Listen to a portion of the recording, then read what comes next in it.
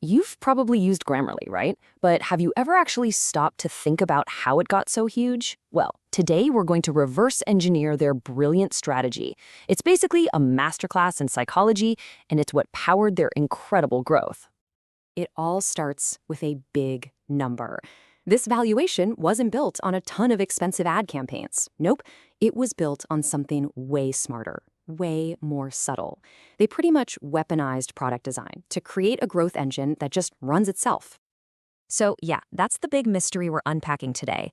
How did they convince millions of us not just to sign up, but to stick around and eventually to actually pay for it? The answer is seriously fascinating. To really get Grammarly's genius, you have to understand the problem they were solving. For most software companies, the biggest leak in their bucket is right at the very beginning. Think about it. 3/4 of people who sign up just disappear. They never come back. Why? Because signing up is just too much of a hassle.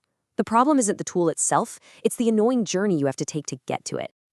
So, how did Grammarly plug that leaky funnel? Well, it all starts with the first piece of their strategy, creating a completely, totally frictionless first impression. They obsessed over making those first 5 minutes with their product absolutely seamless. Just look at the difference here. The old way, the way most companies still do it, is like a brick wall. They demand your credit card, they ask a million questions, all before you get any value. Grammarly just tossed that playbook out the window. It's 100% free to start, they ask for an email, and that's it. One-click sign-on. They remove every single barrier they can. But this is where it gets really smart. They give you value before you even sign up. You can literally use their core tool right there on their website without giving them any info. So by the time they ask for your email, it doesn't feel like a chore. It feels like the logical next step to save the work you've already done. This entire strategy is designed to crush one single metric, what's called time to value, or TTV. It's that light bulb moment, that aha, when you realize, oh wow, this thing actually solves my problem. Most companies make you wait for that. Grammarly's goal is to make it happen instantly. And this is exactly how they pull it off. The second you log in, you're not staring at some scary blank page. Nope. You're dropped right into an interactive demo that's already filled with mistakes. You see an error, you spot it, you click it, and boom, it's fixed. That tiny little action gives you an immediate emotional hit. You feel smarter, you feel more competent right away. That is the aha moment, engineered to happen in just a few seconds. Okay, so they've got you in the door. You've had your aha moment. But how do they keep you coming back? Especially when, let's be honest, you're probably just using a little browser extension you barely notice. Well, that brings us to the next phase, engineering stickiness. I mean, this is a huge challenge. If a user almost never logs into your actual app, they can easily forget how much work it's doing for them. Grammarly's solution? They decided to prove their worth outside of the product itself. And they do this with those weekly writing reports you've probably seen. These emails aren't just spam. They're personalized, data-driven reminders of all the heavy lifting the tool is doing for you, silently, in the background. It's like a little progress report that constantly reminds you how valuable the product is. So here's the crucial point. This creates something called a subscription justification loop. Every single week, you get hard numbers, proof of the value you're getting. This locks the product's worth into your brain, making you way less likely to complain about the price when you finally do hit a paywall.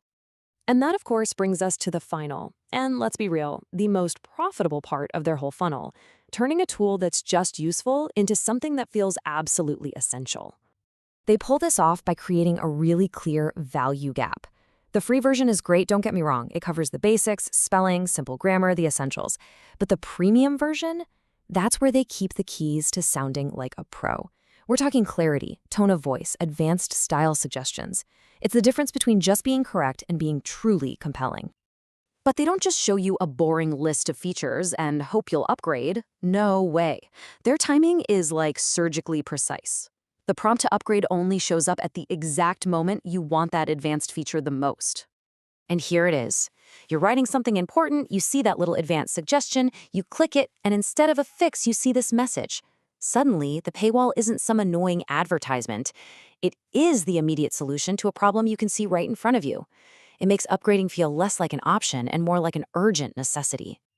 And the result of this whole strategy, this perfectly timed, super contextual way of asking for money, an industry-leading 10% conversion rate from free to paid.